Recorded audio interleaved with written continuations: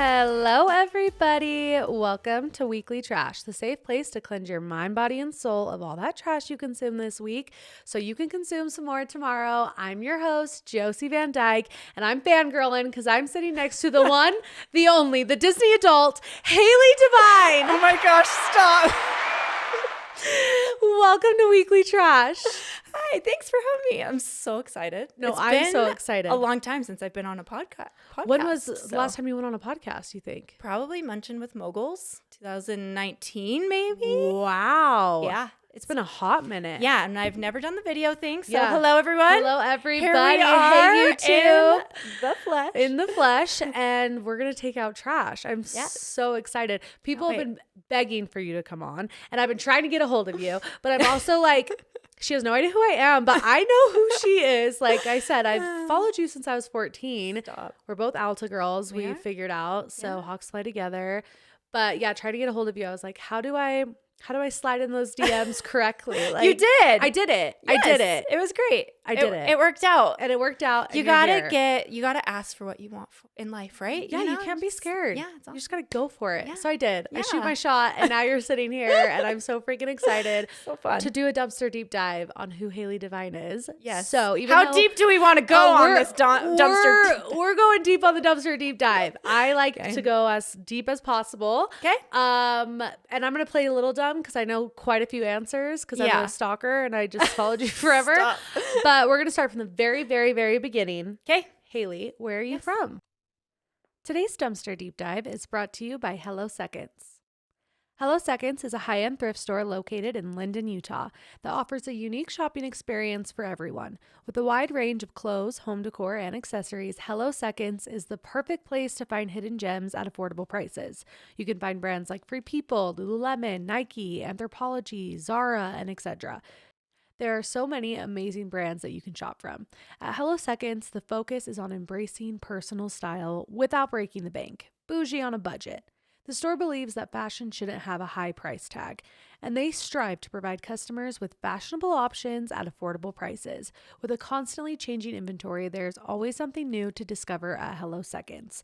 And not only that, but one of the standout features of Hello Seconds is the affordable booth rental option where you can make 70% of your sales. Yeah, just selling clothes that you no longer wear that is another person's treasure. Sellers can rent a booth for $20 a week and receive assistance from staff in promoting and selling their items daily. But if you mention Weekly Trash, you will get that rental for free. So join the community of fashion-forward individuals who appreciate the thrill of finding amazing deals at Hello Seconds. Whether you're looking to update your wardrobe or decorate your home or make some cash, Hello Seconds is the place to go. So I am from Salt Lake City, Utah. Sandy. My parents still live in the same house that I was born into. They're not allowed to move ever. Yeah. So I was that girl. Just Always here. Sandy girl. Yep. How many siblings do you have? So I am the youngest of 5. Okay. And they're all very creative entrepreneurs. My dad was also an entrepreneur. So that's kind of just been like In you. ingrained in me. Yes. And are you guys are all still close? we're all very close. I have one sister that lives in Florida, but the rest of us are here. All Utah All people. Utah peeps. You guys do the flag every year? Yeah, so my dad does the Star on the Mountain. He does And- the star too? Yeah, I didn't he know that. does. Yeah, he's done it for 20 years now. Isn't that crazy? Crazy. And he just doubled the height of it this year. So now it's 24 feet tall. And he hikes up there every night. So where we live, where I grew up, Yeah. in Sandy, it's like right at the foot of the mountains. And my dad, he just always is on the mountain, rain or shine. Like he just that's his hiking, happy just place. chilling? Yeah, and he is in with all of the city people. He like built the Bonneville Shoreline Trail with his own 2 hands. Like he's always up there like blasting rocks. That's and, incredible. Like, he just always loves doing that like Yeah. for service. Yeah. And so anyway, that's how he got permission to do it. He like had a dream that he was putting a star on the mountain. How long during does that Christmas take? time. He has like a group of people. So Okay. it takes just a day to Okay, take it not up bad. and then a day to hike it down. But he hikes up every single night. To light it up? To put gas in the generator. And so many people are like, you should get solar panels. Like there's all this technology. And he's like, no, that defeats the purpose. He's like I like this. Yeah. And it's cool because anybody can go. So just go up to the Sandy Park That's at incredible. 4 p.m. during Christmas season. Find my dad, Harold Hagen. You guys are the OGs of Sandy. You guys. Yeah. So we did the first. Yeah, and then he did the first flag. Now they do one in like Pleasant Grove. I've seen other stars pop up in other places, but you're the OGs. The OGs. You're the OGs. Harold Hagen, my dad. I love it. And you met Brad in high school. Yes. He's also an Alta Hawk. He is, which is funny. A lot of people are like, "How did you guys meet?" They think it's like some crazy way because you guys are just he's so British. Cute. Well, and also he's an immigrant, you know, right, like he's not from here. So, but his whole family immigrated to Utah when he was in middle school. So did he go to Indian Hills? He went to Crescent. He's a bad boy. He's a Crescent. No, really, no. It was like the Crescent boys were bad and Indian Hills boys were good. Yep. And I was an Indian Hills girl. I was an Indian Hills girly too. I love it. But Crescent doesn't even exist anymore. Oh yeah, it doesn't, huh? Isn't that crazy? That's crazy. Like it's gone. Yeah, it's gone. That's nuts. But how did you guys like meet? So I remember a bunch of my girlfriends were like, "Oh, there's this kid that I met at the skate park. His name is Brad Devine. Let's call him. Let's listen to his voicemail. He has the cutest accent." Like we're just like creepers. We were probably like the summer before sophomore year. It was more of like a joke. Yeah. Like he had long hair, skinny jeans. Like he was like this older kid. We had never really been exposed to like high school boys, you know? Yeah. He's only 1 year older than us. But yeah. And then he ended up dating one of my good friends in high school. Funny, really? Yeah. Is she still a good friend? Yeah. Okay, cool. Yeah. That relationship. But they were like broken. babies. Yeah. Like they had been broken up for 2 years before Gotcha. Brad and I Gotcha. started dating. So yeah, it was actually perfect how it worked out because he dated people in high school. I dated people in high school and like learned all this stuff and you know, just about relationships growing up and then going to high school dances. Yes. All the things. Yeah. Although Brad like only went to one high school dance. I went to every single one. Wait, I why? loved it. He wanted to just skateboard. Yeah. He was that kid. He was that kid. Yeah. All right. So he like wasn't even really into girls. But anyway, he was at Storm Park. Yep. Yep. Exactly. Yep. So we were like best friends in high school. Okay. Because he dated my friend, and then like we were both really heavily into photo video. He was like the star student in AP photography at Alta. Like, I won't be surprised if his stuff is still hanging like in there. doing the yearbooks and stuff together at all, or no? Not the yearbooks, just like the black and white like photography class. Gotcha. With Chris Fedor. She loved him. And I just remember being the year younger, and it was always like, and look what Brad Devine made this week. Like he was just like the favorite student. Yeah.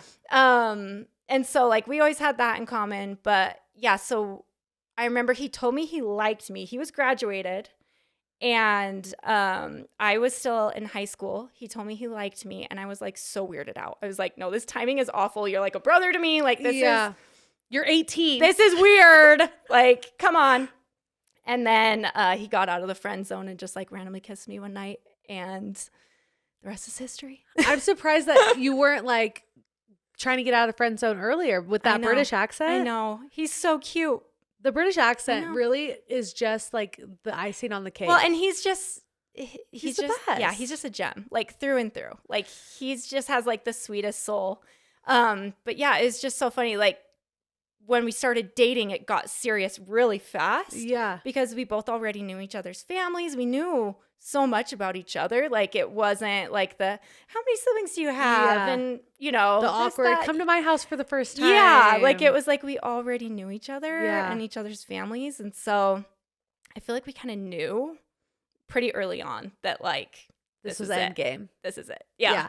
So he goes on his mission, goes to Chile. It's called a Chile, which is crazy because his mom is from Chile. So his mom is Chilean, his dad is British. And then they were raised in England, came to Utah, and then that's when we met. So what was I saying? Oh yeah, so he got his mission called a Chile, which was so crazy because if you're not LDS, you get your mission call to just somewhere random. And so it was crazy that he got that mission call, and majority of his family is still in Chile. So he has more cousins in Chile than he does in England. Chile is Portuguese or Spanish? Spanish. Did his mom teach him Spanish before, or did he have to learn it? He had to learn it.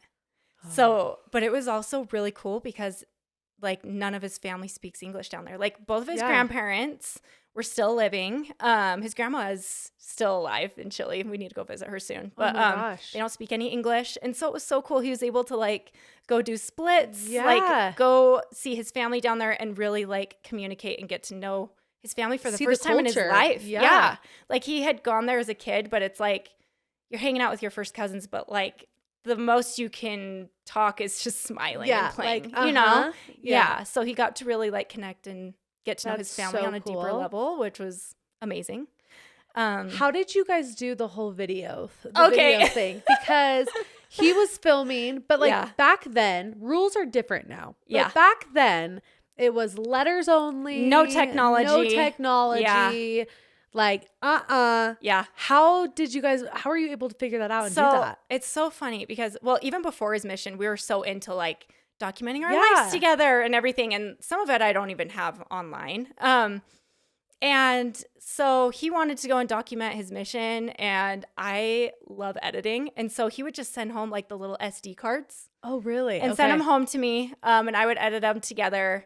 And then, so we got to talk on the phone on Mother's Day and Christmas. Which is so different now. I know. So now they like talk like every week. Can you shut up? Stop calling. I know. Go serve the Lord. Stop calling. Is that nuts or what? It's like wild. How much has changed in like wild. Literally 10 years. They have like TikTok. I know. Like we what? They have social media. It's nuts. It's crazy. But in a way, I'm like so grateful that it was the way it was because it made it so special. Like we literally just wrote letters for 2 years. It was like Dear John. Yeah. Mm-hmm. And then, so we both just kind of documented the whole process. And then it was so funny because the day he came home was literally the best day of my life. Not kidding. It was the best day of everyone's life because they got to watch it over and over and over again. I just remember being like, he's a real person. Like I had been seeing like pictures of him. We never got to Zoom or anything. Yeah.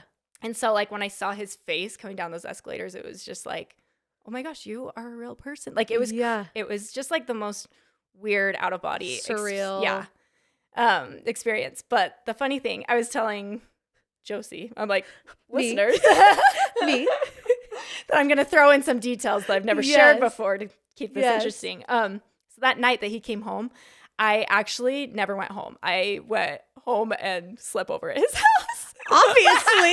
I was like, I can't let go of him. And so my mom, I'm like, how did that like fly? Like I literally was like, when did he get set apart? So because for those who don't know, you get set apart as a missionary, which means you cannot. You're not supposed to hug. You can't or hug kiss the opposite sex. Yeah. You can't even hold a baby. Yeah. Like the rules are very serious. Yeah. And so they get set apart before they leave. Yep. And it's like this sad moment because you're like, this is our last hug, except everyone usually they hug anyways.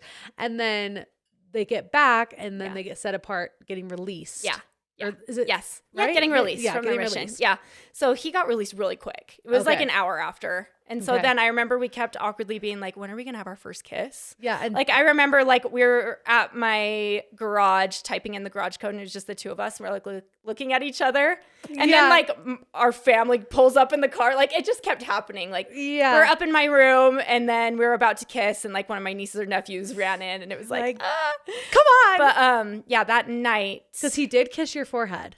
He did kiss my forehead. I rewatched that over and over and over again. The chills on my body, the sexual tension watching your it was palpable. Watching this Welcome Home Brad video, just like, oh my gosh, like they want to jump each other's bones. I just love that you could sense that because that's definitely what was happening. Yeah. But yeah, I remember we finally kissed when he was like unpacking in his basement, and we pulled away and we were like, so when are we getting married? Our rule was we'd never talk about marriage before the mish, during the mish. I dated people while he was gone. Okay, you did. Yeah. Did you kiss people? Yes. Okay, so you experienced dating life. Yes, like I did college life. People knew I had a missionary, and I knew, I pretty much knew Brad was the one. Yeah. But my brother had a girl wait on his mission, and she like bought the wedding dress, like had a date, like everything. And then it didn't work out, and it was really sad for her. Like she literally wasted 2 years of her life. Yeah. And so like not gonna be me. Yeah. And Brad wanted that for me too. He's like, I want you to like go and experience life. And so I dated, but which I love that because some guys don't. And I'm like, that's kind of a red flag. Yeah, totally. Like he just wants you to just like do nothing. Do nothing. For 2 years. Yeah. No. So yeah, I went and lived in Provo and All did the all that, things. and yeah, and then But you guys did not talk about marriage. no, that was like our big rule. I don't think we even said I miss you. Like that was like another rule. Like we just felt like it was like gonna make it too hard. Yeah. You know. But yeah, mainly when he was gone though, I was working on building our business. Yeah. Like I was just really like diving Deep heavy into video and building that brand with my brother, and yeah. So I have a question about the video just before we move past it. Yeah. Because it's always this awkward moment where he comes down. Yeah. And it's like, who goes first? The mom or the girlfriend? Yes. So like what was that? So great is, okay, so if you rewatch the video, that's his mom and dad coming down the escalators with him. They're right in front of him. Oh, okay. So it's not like two strangers, it's his parents. Okay. And I have a really close relationship with his family and his parents especially. Like I went to England with his family on a trip while he was gone. Oh, okay. Like I feel like So I was kind of their really unblooded child. Yeah, you're a daughter. And they wanted it to work out. And so they came down, but I always knew that I wanted to hold space for all of his siblings to run and like love on him first. Yeah. And so, because they all have such a tight bond. And so that happened. And then you're like, and then I was like, he's mine. Because every time I watch any welcome home video, I'm always like, what's like, the dynamic? What's this awkward thing? Yeah, who's like, okay, I think mom always goes first. Mom should always go first. Yeah, mom definitely. should. Sorry, girlies. Sorry. Mom should go first. Yeah. But then it's like, okay, now mom move. Yeah. Like, yeah. He wants to see her. Okay. Yeah. So you're diving into the photography, film, all of those things while he's gone. Yeah. He's sending you the hard drives. You're like making your video. Your video goes viral. Yeah. It was so random because I was just doing it for fun. And I literally, it wasn't on YouTube until like 8 years ago. Yeah. Until like 4 years after we were married. I was like, I should probably put this on YouTube. Yeah. It was on Vimeo. I should monetize and Facebook. This. Yeah. Right. And so, yeah, so it wasn't even on, like, everyone's like, oh, I remember watching this on YouTube so many times. I'm like, it was on YouTube. It was like pre-YouTube days. It was Facebook. It was Facebook shares. I just remember, so that night, I had the whole video edited up until the point of him coming home. You're ready. I was like, I was put it in ready there. for it. And my brother and his friend came and filmed it, which was so awesome. Yeah. And I remember, Brad was like passed out. Like he was so tired from jet lag, coming home from his mission, all that excitement. I'm just literally on the side of his bed editing all night. And then I put it up, and I remember waking up the next morning and it had like thousands of shares. And I didn't have like a social media following. It was like, what year was that? 2011. And so Instagram had only been around for like a year. And it was very different. Very different. Now. Like people were just using it as like taking a picture of food and then putting Halencia on it. Yeah. And a lot of people didn't even know that like you could follow people. Like people were just using it as like a photo editing app. Yeah. You know? Yeah. With horrible filters. Yeah. So it was so wild because I remember we went downtown to go see the lights at Temple Square, and we couldn't get anywhere. And I don't tell these stories very often. I never want to come across as like conceited, like, look how awesome we are. People it is awesome. But it was a complete flip, and just our lives changed forever from that moment. Like there was a literal line of people coming to say hi. Like we couldn't move. Like we couldn't go around. You're the poster children. It was crazy for a successful mission. We were at Temple Square. Like everyone's like, that's them. Oh my gosh! Like you guys are the poster children for it. So yeah, everyone wanted a love like yours, which I don't recommend. The whole missionary thing. It was rough, sucky, and hard work, and a lot of heartache, and all of that. Like if you can bypass that and just find somebody and get married, like that's awesome. Not have to do that. Yeah, but it is a part of our story, and it's the cutest story. I embrace it. I love it, but it wasn't a walk in the park. Like those 2 years felt like 20 years. But then he comes home, and how soon did you guys get engaged? So we got engaged to the day 1 month after he has been home. Isn't that hilarious? That is so Utah. So Utah. But also, it's funny because just when you know, you know. Yeah. Like I almost am like, it doesn't matter what age you are. Yeah. Like I never saw myself, like I've always been like, I'm going to chase my career. I want to be an entrepreneur. And I never really saw myself as like, I'm going to get married at 20, you know? And I was 21. Come on, guys. I wasn't too young. You could order a drink if you wanted to. But you couldn't rent a car, though. No, which we learned on our honeymoon. But yeah, so what was I saying? Oh, yeah. So we got engaged a month after, and then we were married like 6 months after that.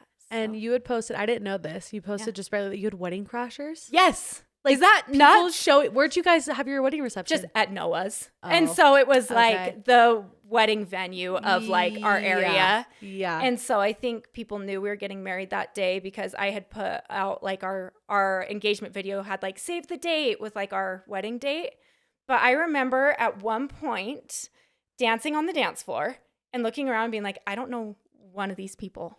And like Brad doesn't have a big extended family. He has 3 cousins that live in the US. Like, and I know them. I'm like literally all of his extended family's out of the country. And I know all of like we went to the same high school. Yeah, yes. Yeah. And so anyway, it was funny. I'm like, I just barely brought that up on my social. I'm like, please fess up. How many people? And I had like, there were like 3 girls who were like, yeah, I was in high school. We came and crashed. One girl was like, Brad's mom came and said hi to me. I'm like, she probably kissed you too. She probably thought that you were one of our friends. So funny. I wish I would have done that. I know. Because I don't regret it. It was fun. Like we had a killer party. We had like confetti. My brother's dressed up as Elvis. And yeah, it was fun. It was great. Oh my gosh. Where'd you serve your honeymoon?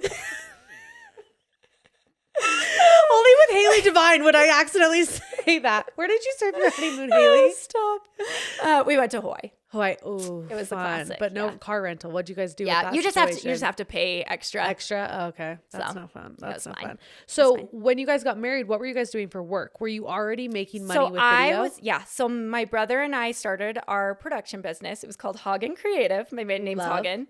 So creative, right? Just kidding. It is.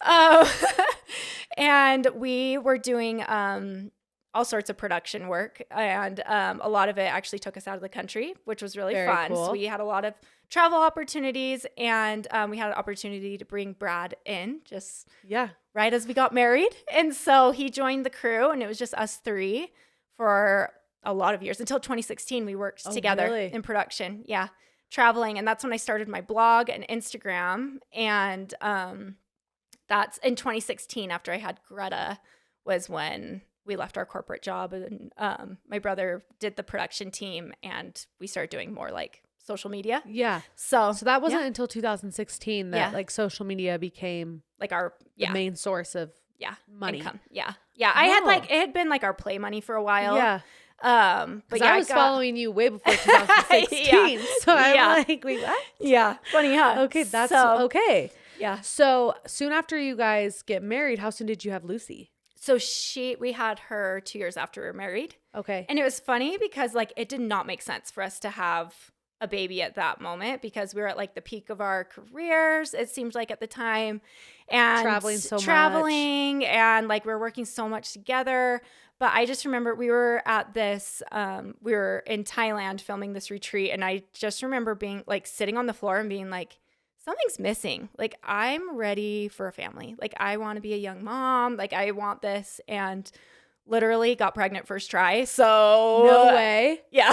Did you have an IUD or anything? Or were you just like, we're just going to risk it and see what happens? Yeah. So anyway, got off of all that. And then, Lucy came, and it's crazy because we're able to still do so much work with her. And my mom would come and just like help at shoots and be like behind the scenes, have Lucy up in like a hotel room. And I'd be like nursing, going back out, filming, nursing, like definitely juggling like the mom work life. But I look back and I'm like really fond of those memories. Like it was really cool to be able to do both. I think a lot of people feel like they have to choose their career or family, but it definitely can coexist. For sure. You know, you have to make balance of both of it, but it's definitely, Well, not only that, but you've also traveled so much with your kids, not just working, but like for fun. Yeah. And that looks exhausting. The furthest flight my kids have gone on is California. I love it. So that's probably going to be that way for a while. That's great. But like you took Lucy to friggin' China. Yeah. Yeah. We took her to Japan and yeah, she's got like more stamps on her passport than I did before I was 18. Yeah. Cause did you and Brad travel a lot growing up? No. Like, was that common for you to go out of the country? No. I went to out of the country once as a kid. We went to Norway to a family reunion. That was it. And I think we went to Mexico maybe once when I was like 12. But I'm like, does Mexico count? Yeah, you're like, it's not really out of the country, but it is. Brad traveled more as a kid. Yeah.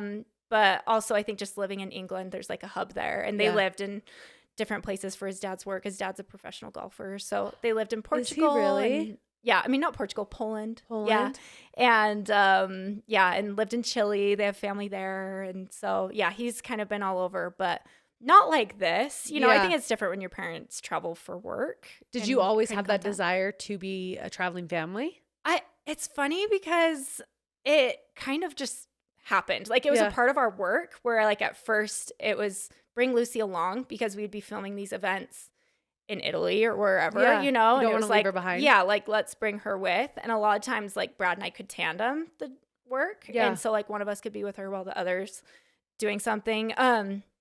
And so, but yeah, I think that it was never like a dream I had when I was little.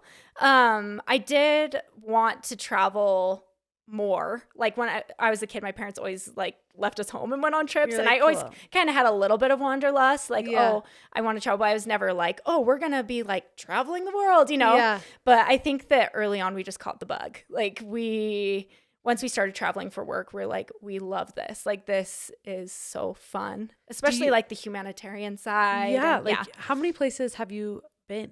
I don't know. That's a good question. How many countries do we think? I don't know. I should You count. should count. Yeah. You should have a map in your house I know. where you like we color used to have one that had like pins in it. Yeah. But yeah, I don't know the exact number. That's wild. But we've been to a lot. Yeah. What's been your favorite trip with the kids?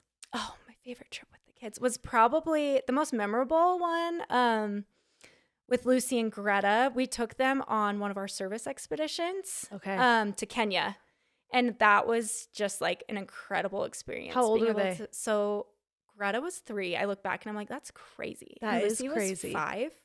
Yeah. That would be like if I took my 2 right now that are 5 and 3. Yeah. To freaking Kenya. Yeah. They got like their yellow fever shot and we're like, let's go. So, but they did amazing. Like we went and did a lot of service out there. We went and worked at Matad Children's Village, which is like kind of like an orphanage. They don't call it an orphanage, but they bring in a lot of and rehome children that are like left on the streets or found in like devastating situations. And so it was really cool to be able to bring our kids and we're the same age as these children and like they can have them play. And it was cool because all the kids in Kenya speak English too. Oh, they do? Yeah. And so it was really cool. Like they have all these different homes. And so we were able to like go in and eat with these families. And I don't know, we just had an incredible experience. And then we took them on a safari and it was cool. That's cool. So that was probably up there with one of my favorites. But it was also like very, I don't know, unique because we brought 50 of our followers with us too. No it was way. So it was like you're kind of like kids, hosting the and then trip I'm hosting. too. Yeah, I was hosting all these people as well. So it was like kind of stressful. I look back and I'm like, what the heck was I thinking? What the heck? But it worked out. What the heck? I love Hailey Devine. She's so precious. I was telling somebody, I'm like, yeah, Hailey's coming on, so I'm probably not going to say the F word once. Like, you can. I won't be offended. I won't. I'm going to say heck, but and I'll be over here saying freak, shiz, heck. I am not holier than thou. No, I promise, love Josie. it. I just love it so much. You're the cutest person. So you go to Kenya with kids. Yeah. Was that when you had the giraffe in the window? Where was that at? Yeah, we went to the Giraffe Manor. So freaking it was cool. So cool. That's on my bucket list. It was unbelievable. Yeah. So basically you stay on this property and it is like, it almost feels like you're in like old England or something. It's like covered in vines and it's a hotel, right? Yeah. And you can't even go on the property unless you're staying there. And it's just covered in all of these giraffes and they come to your window in the morning and they bring you food. And so it was just like a fairy tale experience. Yeah, I need to having do that. our kids there with us. Feed the too. giraffes up close. Yeah, and you put the Hogle Zoo to shame. Yeah, I know, right? Oh my gosh. Yeah, it was was a very cool experience. That like, and like elephants. Being with elephants are like on the bucket list. Oh yeah. You have to go to Thailand. The Rantong, one of my friends told me about it, and we took with the mud. We took one of our groups, our service expedition groups there, and you go and you bathe the elephants. It's a rescue place, so they rescue all the elephants that are like, all the people are like riding on in tourist traps, like Dumbo. Yes, and so they rescue all of them, and they use all the money to rescue them, and you get to like go play with them, feed them. No, I need to bathe them. What are you gonna do another like service trip? Where can I sign up? We've been trying to decide. Do it. I know we had done it since from 2014, 15 to 19. We had done it every single summer, and then COVID happened, and we've just gotten out of the loop. So we might start it again. So stay tuned. No, please hit us up with a comment. Comment, guys. No. Please do. I will give you my money. I will sell my soul. You would love it. You would thrive. I would love it. We have the coolest people who come. I would like we've met so many of our best friends from the trips. Just like strangers trusting us to go. Yeah, no. The thing is, I would trust you. Out of anybody that I would trust, it would be the Divines. Oh, well, thank you. I would trust you with everything. I would trust you with my children. Like, here, want to adopt some kids? You can have mine. I'll take them. Okay, so you guys have 3 kids. Mm-hmm. After Greta, though, you kind of experienced health stuff. Yes. Big time. So it was actually after I had Pippa. So it was. Yeah. So I had Pippa in January 2021, and then that year I was diagnosed with POTS. Because I remember you saying you wanted like Irish twins. Yes. I was like, I'm gonna bust out like 2 pregnancies. So that was after Pippa. I don't know why I thought that was Greta. Yeah. So that was very recent. Yeah. And so it was recent. And so it was November of 2021. I was diagnosed with POTS, which is a low blood volume condition. It makes you feel like you're gonna pass out. It's really weird, really trippy experience. But I feel like it took you a while to figure that out. Yeah, like I'm still managing it. And that's also been a reason with the expeditions why I'm like, like what if I'm flying somewhere and I'm super sick and I'm in charge of all these people, so. Did you ever have any side effects? Like what started it? And so we don't know if it was like a post-COVID thing, post-vaccine. I was also 6 weeks postpartum when I got COVID. Okay.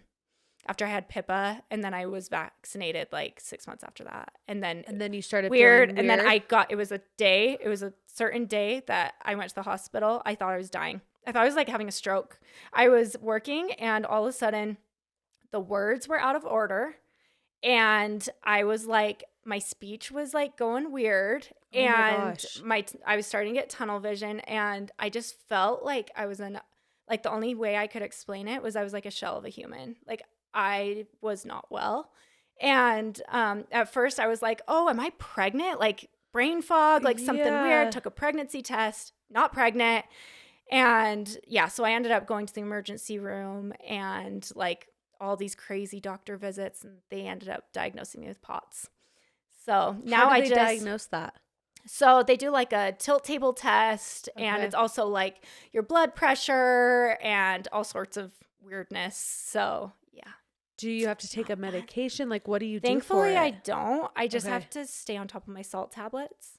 So I have to, just like stay super hydrated. I also try to just eat a very like anti-inflammatory diet. So and I know you've been doing like I'm trying. Too. I just trying to figure life out. I'm like, I'm so sorry. It sucks being in the thick of that. Well, and like you just don't know answers, and like when you do get answers, they're overwhelming. And it's like, oh, so I need to change my whole life. Yeah. I know. So I should really just live in a plastic bubble and not eat anything that's bad for me, and don't use any of these cleaning products. And like, it's so overwhelming. It is overwhelming. It is so just overwhelming. Take it a day at a time. Yeah, I did like a full anti-inflammatory diet 2022 where it started like literally just veggies and like chicken and turkey and no carbs, no sugar, no like not even like potatoes, and you reintroduce food every week. I worked with a Red River Health. Okay. They're here in South Jordan. They're amazing. If you guys are looking to do something like natural, they're amazing. But But yeah, and so you learn like what foods trigger you. They do your blood work and everything. And so yeah, basically I went like a year of like figuring out my diet and like exercise and making like a menu and a plan of what works for me. So, and now you feel, now I feel like I can manage it if I'm like doing all my things, all, like really all weird regimen things where it's like you gargle, you have to like gagging reflexes, like it gets your vagus nerve going. Okay. And so like it's your blood flowing, like weird crap, but it works. No, I totally believe in that stuff. Yeah. Like I'm going to do a cleanse because I have a parasite. They told me I have a parasite. You're kidding. They're like, you have a parasite. You also have fungus mold in your body. I'm like, we probably all do. Let's be honest. I'm like, okay, so I'm going to go jump off a cliff. Like, I'm disgusting. Like, what? They're like, it could be a multitude of things. And I'm like, well, that's so scary. Crazy too, though, because you think you'd get like a parasite from traveling out of the country. Right? That's weird. Right? And so I'm going to have to like pass this freaking parasite. I'm terrified. And people are messaging me being like, I did this and it changed my life. So I'm hoping that that'll like help a little bit, but like absolutely it will. Gosh, like, yeah, I have what? But think about it, like all the foods we eat now are all processed. Like it's not like no, I should be eating. We got issues. We really, I got them too.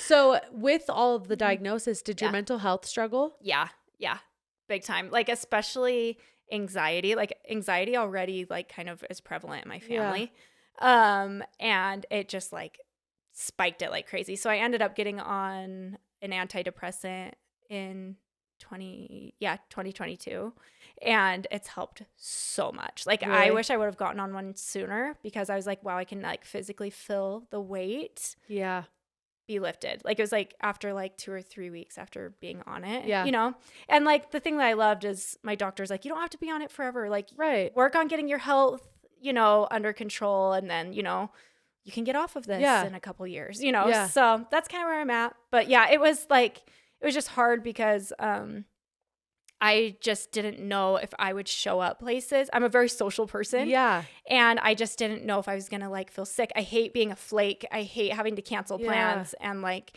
my health would just like decline out of nowhere. And so it made me no control. Yeah.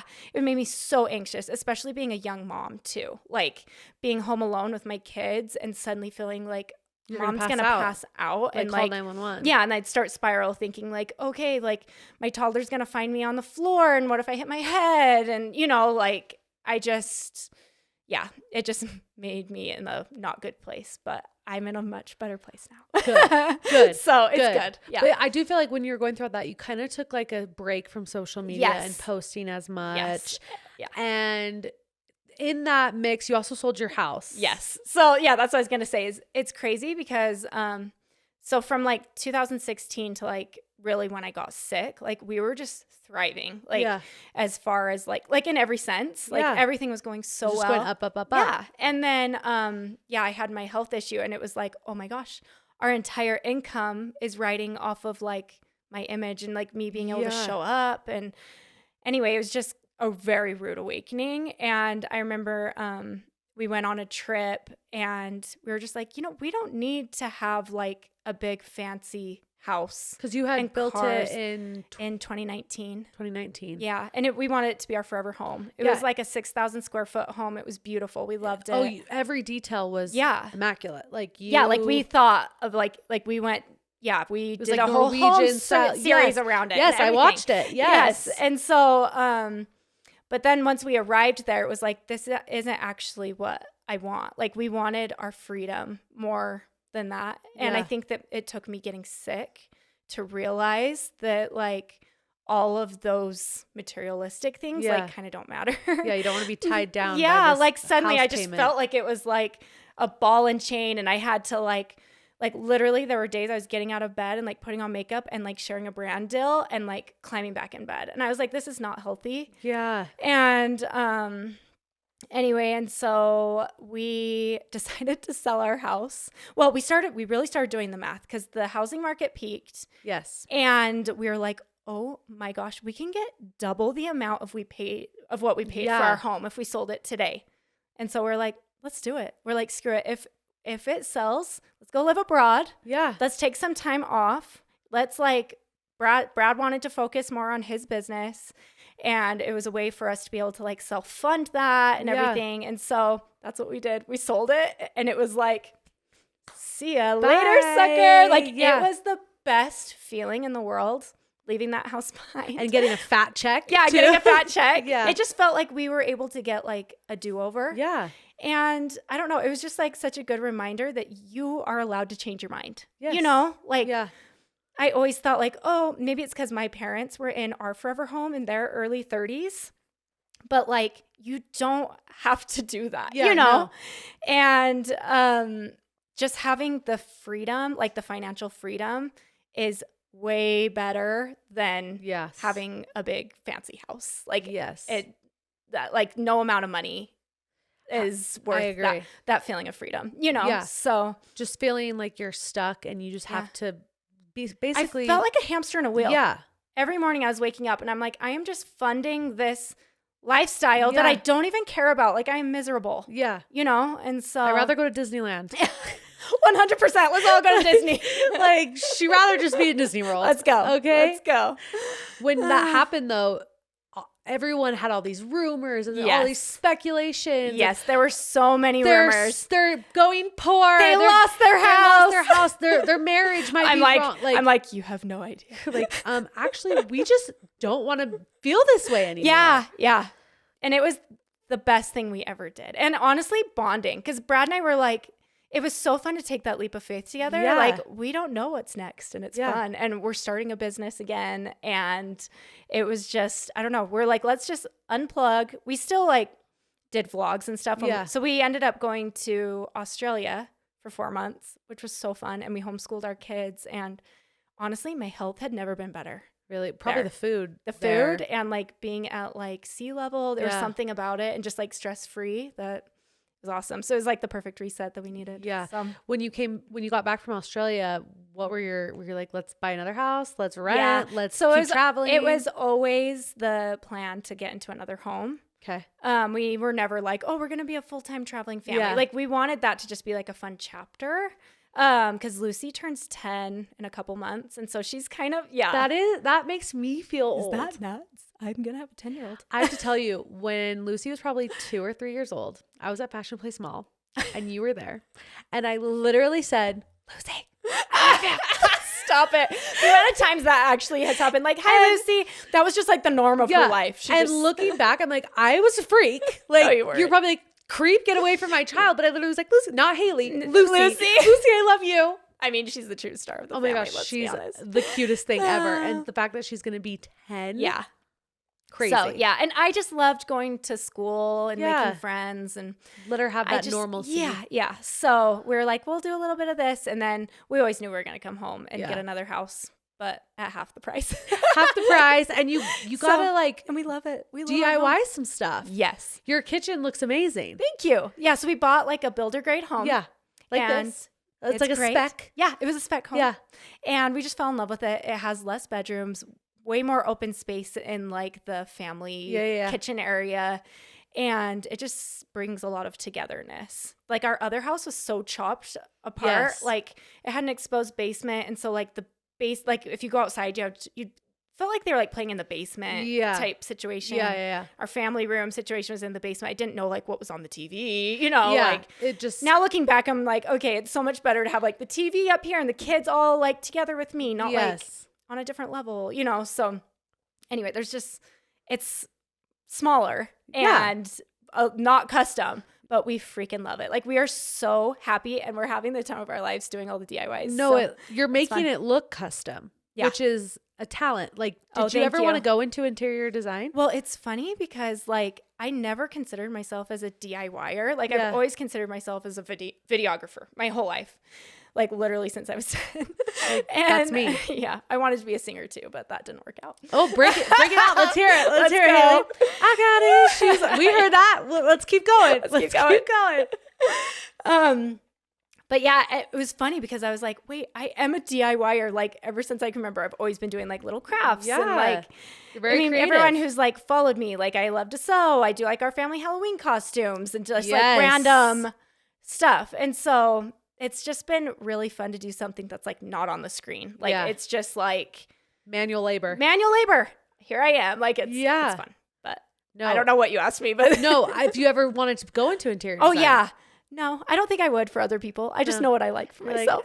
I got my vibe. I would help like my sisters or like family, but like I don't think I'm a professional by any means. Well, it looks incredible. Thank you. Sometimes I get imposter syndrome because I'm like putting stuff like that on the internet because I'm like, I didn't go to school for this. I am not like an Did you have help with the other house? The other home we had House of Jade. They're amazing. Yes, because I remember a video. Yeah, they helped us do all the interior design, like bring all the stuff that we had like brought home from other countries and like help it not just like look like a Mod Podge mess, you know? Yes. So I learned a lot working with them. But it was weird because I feel way more connected to this home than I ever did into that home. Really? Because I have like specifically sourced every single piece myself. Touched it and done it yourself. Where the other home was like, we knew the vibe that we wanted. And then they sourced everything for us. And I don't know if you watched the final episode, but like we come home and our whole house is furnished. Yeah. And it was so cool. But like at the end of the day, people would come over to our house and be like, oh my gosh, I love your coffee table. Where'd you get it? And I'm like, I don't know. And I don't have like a story or a connection to it. Yeah. You know? And so it kind of, living in that home, I kind of felt like an imposter. It was like a model home. Yeah. Like it was just like this like museum. I don't know. I can't explain it, but. My big question though is, do you miss the arch? What? Screw the arch. That's the name of the podcast. Screw the arch.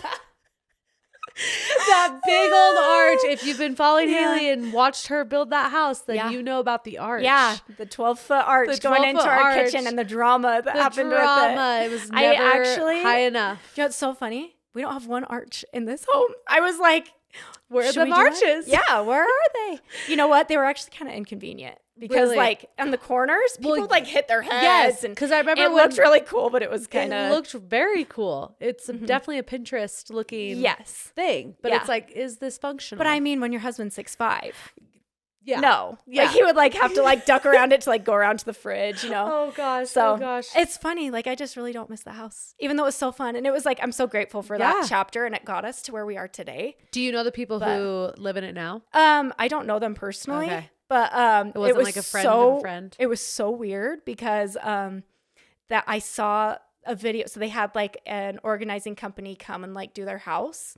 And the organizing company put it on their Instagram and it was so weird. I saw it and it was like our house, but none of our stuff in it. They're like organizing the bathroom. Did you sell the furniture in it? Some of it. Okay. But not all of it. And so it was like so weird. I was like, what the, like let's just leave that where it is. Like it's so strange to think of somebody else living in it. But I'm happy for them. They love it. And like, well, it's beautiful. Yeah. So it's good. I'm excited. What other projects in the house that you have now is next? So we're currently working on our gym.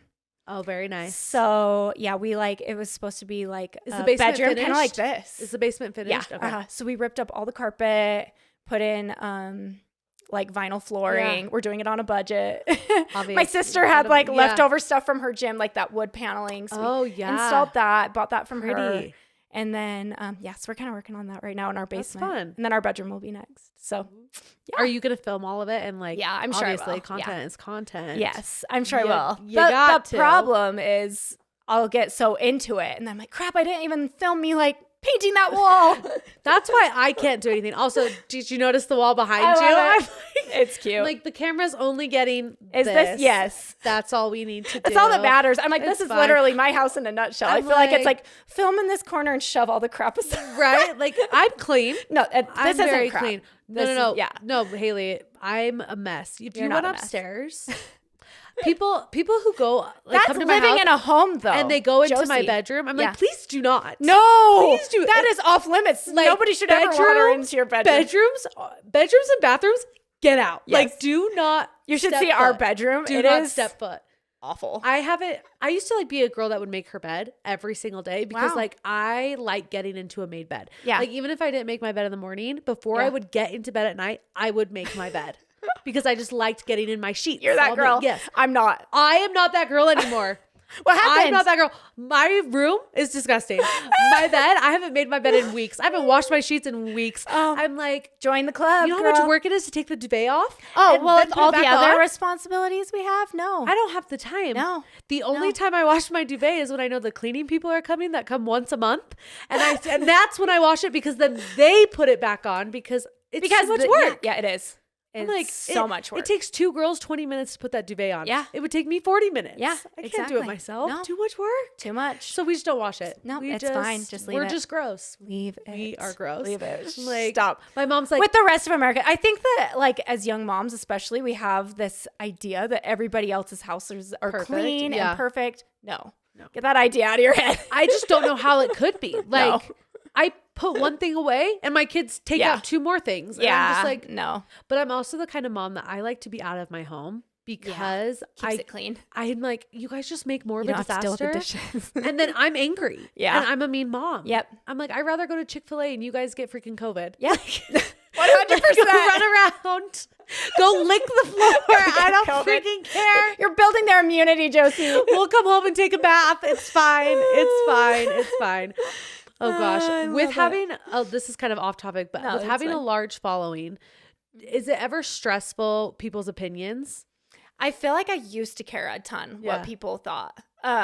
Especially like, I remember this girl came on an expedition once and was just like completely like out of left field. Like she was like, we were going to that elephant place and it's like rescuing elephants. She's like, I will not participate if there's any elephants involved and blah, blah, blah. And I remember like crying and feeling like, oh my gosh, I feel so bad. Like, and even just like getting one negative comment online, I just have not had tough skin at all. Really not good with confrontation. Like I've always kind of like gotten along with people in my life, you know, you're a happy person. Yeah. And so, it wasn't until kind of like 2016 that I felt like it was starting to like weigh on me. Like, oh my gosh, I feel like people are like dimming my light kind of. Yeah. Just like, and out of all of, you can get hundreds of amazing likes, but then you get one and it stings. Yep. And I heard this quote a few years ago that was, choosing not to care is your superpower. And it just stuck to me. And I was like, I'm going to choose not to care. Yeah. And live my life like this. Yeah.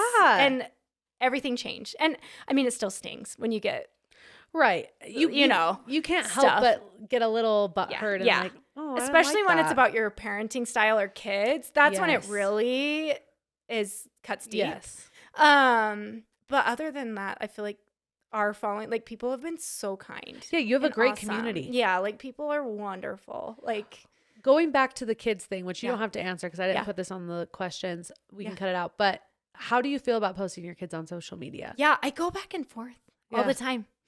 I feel like it's hard because my kids genuinely love it. Yes. They love making videos. Yes. They love Lucy got her camera I saw for Christmas. She got her little VHS camera. Love it. And so like it depends on the day. Brad and I have just kind of, I don't know, worked through what's too personal to share and what's, you know, okay to share, you know, because I used to share like, oh yeah, and this person's, you know, like Lucy came home from school and was being like bullied because of this outfit she was wearing and blah, blah, blah, you know, and I was like, oh, I probably shouldn't be sharing those details online, you know, too personal. Yeah.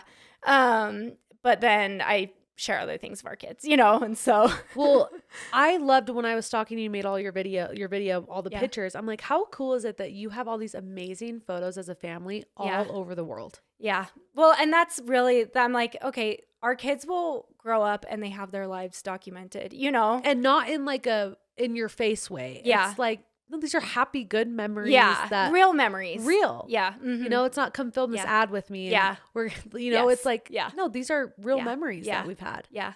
But going back to the ads, it's actually pretty cool because we've been able to do some jobs with like American Girl and like some other like Hasbro and stuff that my kids get to earn money. That's like incredible. They get like money in their bank account. Like when I'm not going to let them access it until they're like older. You know, they're like, Mom, I'm doing a job. Oh my gosh. I'll let them go buy like a little toy or something. Like we'll go to the dollar store. You're going to pick 5 things. Like they get like a $10 thing, you know? Yeah. But it's cool for them to also be able to have the opportunities too. No, that's incredible. You know? So, because I have nieces that do like little modeling jobs and stuff, and they're building their bank accounts and like, well, and that's how amazing. cool to be able to like buy a car when you're 16 or something, you know? So we have been able to do stuff like that I feel good about, and like my kids for sure enjoy it, and I don't feel like I'm exploiting them. You know, I feel like there's a difference between like filming your kids like crying or like having like a hard day and like monetizing that versus like sharing our family memories and like uplifting content, and the kids like want to be in the ad and they are it's a product they're excited about. It's, you know, Disneyland. Yes. Yeah. Like the amount of like Disneyland sponsored trips we've been able to go on because of our family videos. And so, you know, like we've been able to do a lot of really cool stuff. Well, and I do think there are people who have their kids and stuff, but they don't give their kids any of that money. Yeah. And that's where it's like, yeah, it's a little shady. No. To each their own. But yeah. But no, that's amazing. I think your kid would probably, if I had done work as a kid and I grew up, I'd be like, Mom, where's my paycheck? No, literally, my husband, he saved up for his own mission. So he had all this money saved up for his mission. And then he like gave that money to his parents to pay for his mission. And while he was on his mission, somebody anonymously paid for his mission. But his parents didn't give him the money. What? Blair, Katie, if you're listening, how dare you? They were like, oh, sweet, we now have a couple $1,000 to help pay for the other kid's mission. Yeah. Oh my god. It's okay, Blair and Katie, different times. It's different fine. times, it is different times. Me and Caleb will hold that against you forever. Is hilarious. He comes home, he's like, yeah, somebody paid for your mission. What? That's amazing. What? Well, when Brad was on his mission, they like sold majority of his stuff to pay for his sister's wedding, but you know, it was cute. It was sweet though. I'm like that. Yeah. I'm like, the difference is his parents bought all of that stuff in the first place. True, it was their They're like, collateral we bought this skateboard actually. Yes. Yeah. Yeah. Different times. So let's talk about Hland. Yes. Hland. Yeah. Hland. Yeah. A lot of people are like, how do I pronounce this? Because it's kind of awkward because Brad has an accent. So people are like, how do we say this? Hland. So think like Iceland. Okay. Iceland. Hland. Yeah. Okay. I got that. You got it. What's the story behind it? The name. Yeah. So Brad wanted it to feel like an adventure brand. And he wanted it to be, all the products are like something innovative. Yeah. And his first product was a backpack. And so he was thinking like, oh, I want to do something play words with like hold. And then he also like wanted it to have a little bit of like travel with it. So Hland. Yeah. And then the H for me, kind of. So Hailey, come on. So which can we just say Devine is the most perfect last name? Oh, it is. And then the most Hailey perfect. Devine, like you were meant to be famous. Stop it. Like, it just flows. Thank you. Hailey and Brad Devine. Oh, well, thank you. It's funny because I loved my last name growing up. Hailey Hagen, because it was like an alliteration. Yeah. But, you know, Devine's great. My sister gives me a hard time because she married a Slaughter. She's Cammie Slaughter. Oh, yeah. So she roasted me real hard at our wedding dinner. Oh, I bet. So funny. Like, of course. But yeah, it's a good last name. That's why I married him. Just kidding. No, really. You're like, not the accent, not the 265, not the good personality. No. It's Devine. Just kidding. Way better than Slaughter. But what were you asking about Hland? How did it start? Oh, yeah. So it was back in 2018. We just couldn't find a camera backpack that we loved. Like they all were like hurting our backs and like. They're all pretty boring looking. Really boring. Like you go into the photo video store, they're all black. Yeah. They're all just like, like the low pro bags. They're great, but like, no. And so, he got with some of his designer friends, Enlisted Design. Shout out to you guys. Shout out. They are amazing. And they created this camera backpack together with the coolest part of it is the hip belt. So it has a lens like hip holster. Yeah. So not only does it put all of the weight of your backpack onto your hips, rather than like putting all the pain here, you know, but you zip it open and you can hold lenses in it. And so it's amazing. Yeah. So it's really great for if you're doing like event photography, you know, you don't need to like take your backpack off and like switch the lens. It's all just like right there. So do you guys still do any event photography or film? No. Would you? Maybe in the future, but in this season, like, it's great. A lot of work. Yeah. I don't want to touch it right now. Yeah. We're happy where we're at right now, doing our thing. So we're putting most of our efforts into Hland. And so,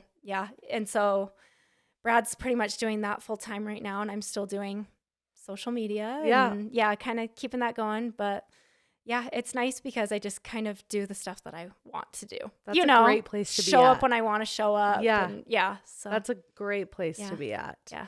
You guys have a dog. This is random, but I just want to talk about your dog because it's it's a Bernie doodle, right? Yes. And I want one. So I have 2 Bernese Mountain Dogs. Okay, I thought I heard your dogs barking when I came in. They shed so much. Yes.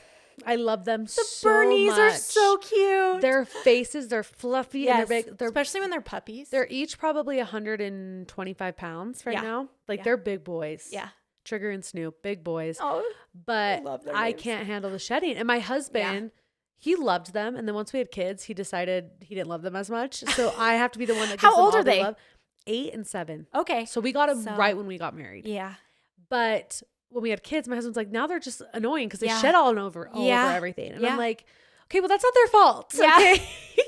Because they can't help it. We used to not have babies. And so we didn't care if there was dog hair everywhere because it was just us. And now it's like in the baby's pacifier and in the bottle. Blah, blah.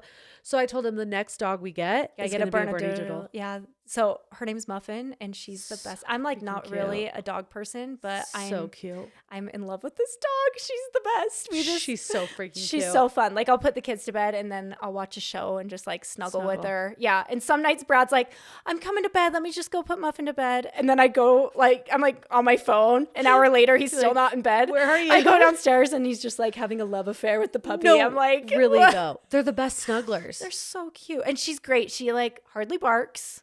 See, my and she doesn't drool, no shed. She'll shed like if you are like combing her, but not stuff, like all over. Like if I walk past my dog, I have a tail now. Like it is a whole tail hair. Yeah, it's bad. It's worth it though. They're so cute. But do you want another kid? Because did Muffin take place? I know the Irish twin. I know. Maybe we'll have another set of like Irish twins. Really? Yeah, we'll see. I'm 33, so I still have like a lot of childbearing years. You got plenty of time. Me and my oldest sister are 14 years apart. And so we have a very spread out family and we're all very close. Yeah. And I loved it, but obviously I don't know anything different. Yeah. But so I'm not like closing that door entirely. Maybe we'll have another one or another 2. But right now we feel really complete with 3. So we'll just see what happens. Irish twins though, that to me seems harder than twins. I know. Because you're like pregnant with the one while you're yeah. But like, I think it would be so fun. Like out. If I had a great pregnancy and good health, I would do it 100%. But because I feel like you were pretty sick with your with I had like the roughest pregnancy and she had colic for like a year. She screamed. Like it took I'm pretty sure I have like gray hair now because of her. Rough. Like it was rough. And I started to like rethink of all of the travel advice I've given to every family. Like, it's actually just the kid. It has nothing to do with the advice. Yeah, exactly. Seriously though, I'm like every kid comes so different. That's how I feel about sleep training. I'm like, it does not for my kids. Yeah. I'm like Lucy and Greta were so like copy and paste in like every sense. And then Pippa came and she was just like different and just unhappy. You're like, this is hard. It was really hard. And I was sick. And so it was like, I was like, I can't even think about having another baby. But now she just turned 3. Which is crazy. And she's the happiest, cutest thing. And my health is more stable. Yeah. So who knows? Who knows? We will see. Okay, last question I'm going to ask you before we take out trash. Yes. What do you hope people take away from following you and your family on social media? I just hope that people feel good. That's always been my hope, like especially even like that missionary video. Like I just want people to feel good, to smile, to laugh. And I also hope to inspire people to document their own lives. Like I think a lot of people are like, oh, my life is so boring, like this, that, the other. But no, it's not. Like the moments you're capturing today will be gold in 20 years. Like even if you're not going to share it online, document it. Document it. Like you never know who's going to be here tomorrow. You never know, like the things that are going to change. And so, that's always what I hope is that people just get out their camera and document life. Film it. So, yeah. And I can only imagine how many hard drives you... it's stupid. I don't even know. We go through a new hard drive every 6 months. Do you just have buckets of hard drives just all over the house? Yeah. Especially like the old school ones that we used to have. I need to transfer them to, because now they're like this big. Slender, we just use like the little Samsung SD that's ones. what we have right there. Yep. Those ones. And so those are fine. You just chuck them in a drawer. But we the have like the other big ones- mothership ones from like 2009. I'm like, yeah, You're I'm like, kind of afraid to plug them in because I'm afraid they're what not if going to they don't work. Oh, yeah. So anyway. See, I know nothing about technology with like hard drives or anything. So Carly had to kind of teach me. Yeah. And I didn't know that you can't just like eject things. Like you have to like. Yeah, you have to like quit I out of almost the lost application. everything. That I is almost so lost scary, everything. Josie. And I'm like, why don't they teach you this in high school? Seriously though. Even like organizing your Like, photos. what if I and had stuff? the Declaration of Independence on a hard drive, You just deleted lost it. all of It's just it. gone into space. Like what? Yeah. That's terrifying. Yeah. Like where does it go? I know. How does that happen? It is gone. It is. Have you ever gone. had an experience where Yes, you've it lost happened to photos us and things? just in New Zealand. I was doing a job for Athleta out there, and I was doing a same day edit, and for some reason something happened with my hard drive. Like it like slid off of my couch and ejected, and I lost everything. And it was like we had my parents with us in New Zealand. I wanted to throw up. And so like my parents were with us. It was like one of those trips that's like unforgettable. We went to like Hobbiton, like all of our stuff from that trip was on that drive. And I had a brand being like, hey, we already paid you half down. We need the content tomorrow. And I had already shot it. And so we went around New Zealand, like trying to find like a hard drive doctor. And we found this guy. Wait, that's a thing? Yes. And he fixed it, got all of our footage back. Wait, Yeah. how? Yeah, it was insane. We had to drive like 3 hours. Is he a there magician? And, like 3 Like, hours back to like go take it. It was horrendous. Yeah. I was just crazy. don't understand how that technology works. Like, Yeah. how does it gone and how do they Well, bring it it was back? crazy because he even got our camera card that I had deleted everything from. And he was like, sometimes you can restore the clips from the card. So have this be the hope to everyone. If you erase stuff, don't throw it away. Take it. Go find like a hard drive doctor. Fly to New Zealand. Well, His name is I know I should have left. Uchtdorf Jonathan III. I'm like, But you can find him. Just look up like a hard drive doctor. But yeah, Okay. but it was crazy because he took our camera card and like he found photos that were on there from like 3 years ago. Like he restored like all this crazy. memory that had been deleted, like recorded and deleted off of our little So it's camera possible. chip. Yeah, so it's possible. It's deep in there somewhere from some genius. That's get it off. wild. So That's wild. so anyway. How much crazy. did that cost to get him to do that? It was like $1,000. But you're like, I need these. We were like, things. yeah, I'll take that out of the That's budget. crazy. Athleta. That's crazy. Yeah. So Okay, well, now you guys know. it worked out. Well, now it's time to take out trash. Personal Trash is brought to you by Dime Beauty. Dime's mission is to create luxurious skincare and beauty products that are clean, effective, and affordable. They have everything you need to give yourself glowing, clear, healthy skin. I have used Dime for over 5 years and I always get compliments on my skin. And every time I tell people it's Dime and they look it up and see the prices, they're shocked because it's not $1 trillion. It's affordable and it's clean and we love it.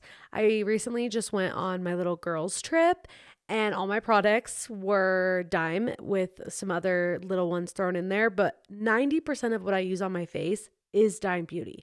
I'm not just saying that. It is true. I'm obsessed. I love it. I also love their Wonder Screen. I put it on as a first step to my makeup routine because it gives my face like the prettiest hint of color and glow.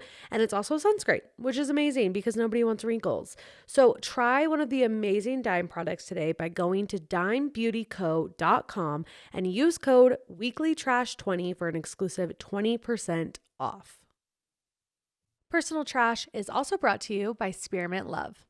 Spearmint Love is an online baby and kids store with everything you could think of between footies, rompers, knit hats, pacifiers, and bows, and toys. It literally has everything, and it is my go-to website for ordering new fun outfits for my kiddos, especially if I want them to match because they have everything in every size. So whether it's a 5T, 3T, newborn, I can make all my kiddos match.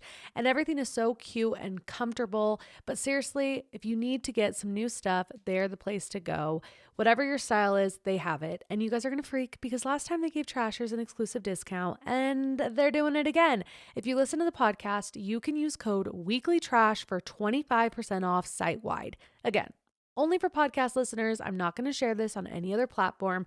So head on over to spearmintlove.com and browse the over hundreds of brands they have on site. all different price ranges, and added bonus, they have extremely fast shipping. So head on over, get a cute little outfit for your kiddos for Valentine's Day using code Weeklytrash to get that 25% off.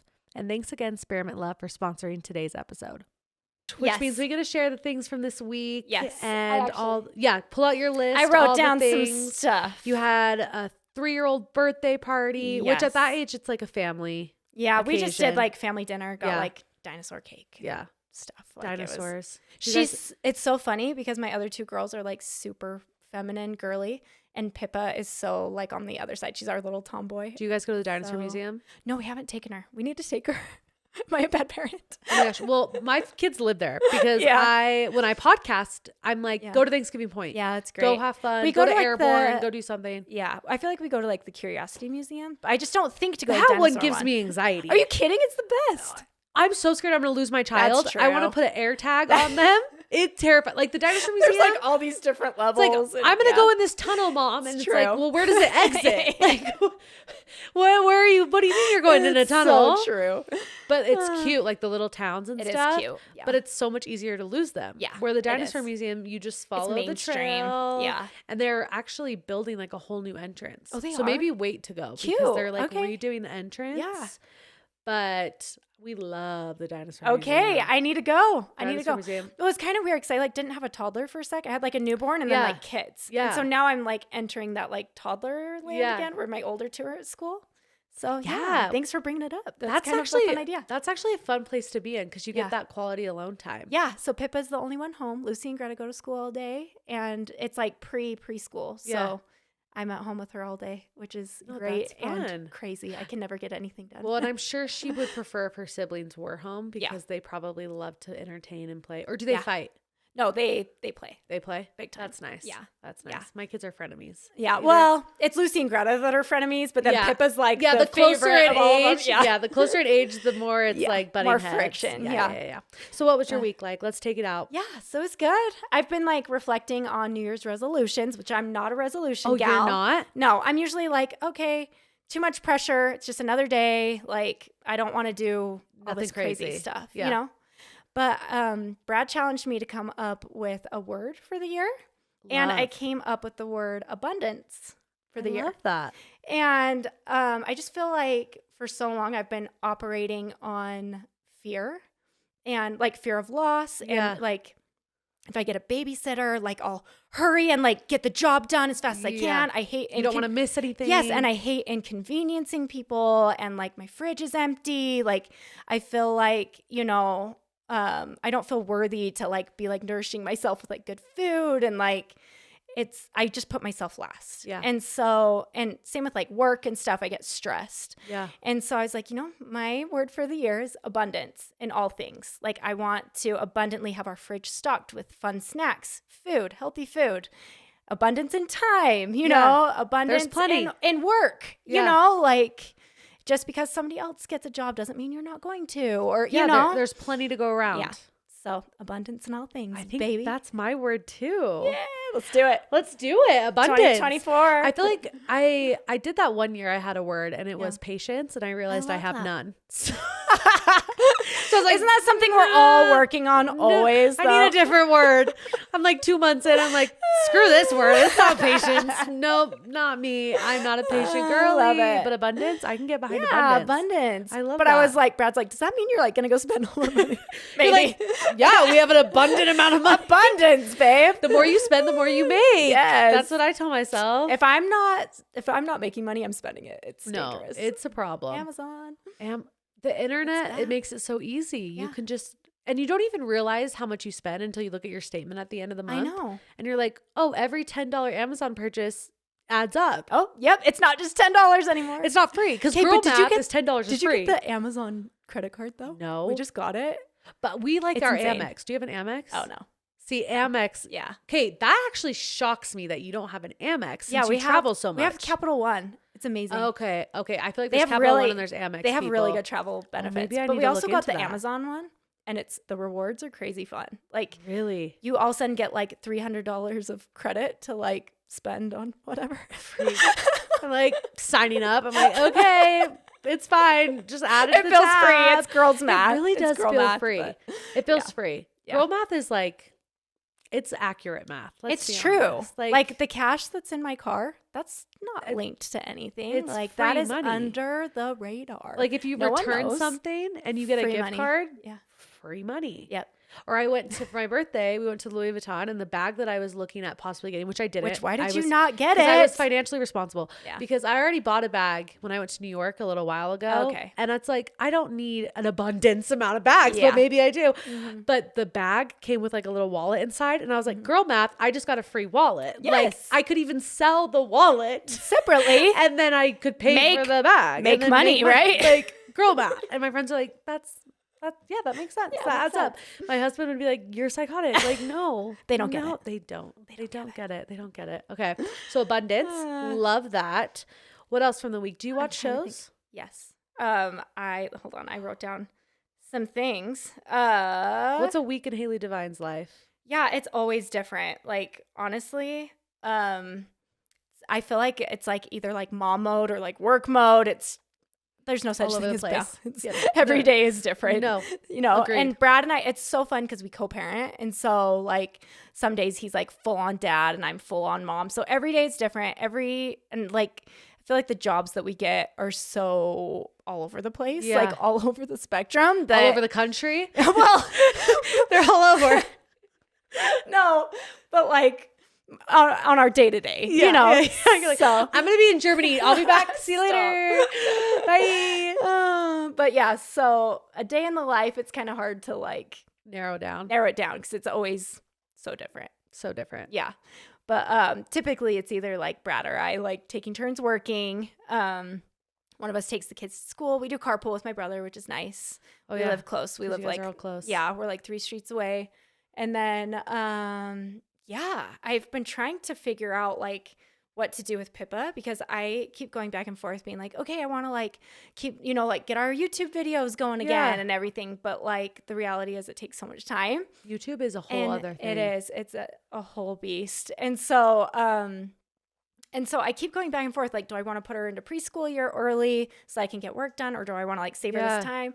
And so I'm like, she has one more year before preschool. And so I'm just going to live it up. You're not going to do the preschool? No. Well, she'll do 2 years still. Okay. Yeah. But she's only 3. Because her and my son are like the exact same. My son Brooks, he turned 3 in October. Oh, I didn't realize that they were so close. They're really close. Yeah. So I'm like, I'm obviously going to put him in preschool just because I'm like, that would be nice for me. Yes. But you're going to have to go again. Like, he's going to have to do the 2 years. Yeah. Which is fine. All of my other girls did 2 years. The 2 years? Yeah. Yeah. That's how my daughter is right now. She's in preschool. Yeah. So if Pippa starts in August, she'll do the 2 years. Yeah. So yeah, I'm like, okay, we'll just finish out this year and then she'll go to school in August and just try to kind of do a balancing act. Yeah. And then it's like carpool activities. Yeah. And Lucy and Greta are both doing plays this year. How they really want to do acting, which is so fun. I love that. Lucy's doing Willy Wonka and the Chocolate Factory. Cute. And then Greta is doing Little Mermaid.